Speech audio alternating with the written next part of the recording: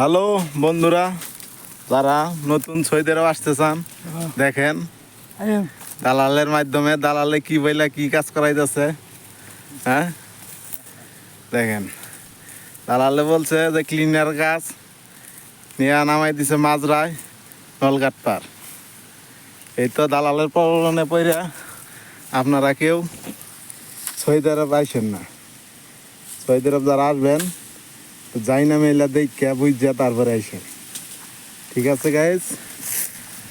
এ দেখেন কি কাজ করতেছি আমরা, নল কাটতেছি।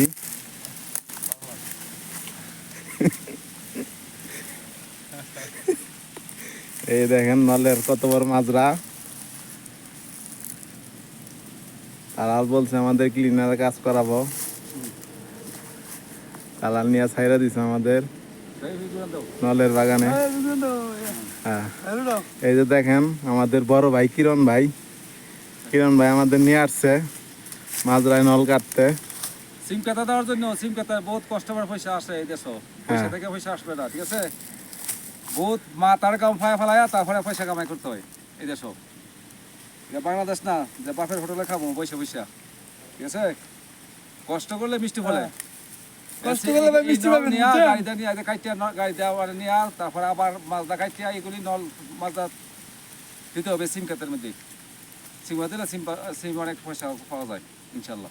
দোয়া করবেন সবাই আমাদের জন্য। সেটাই গাইজ, যাই হোক সৌদি আরব আসলে একটু যাই না শুনে আইসেন।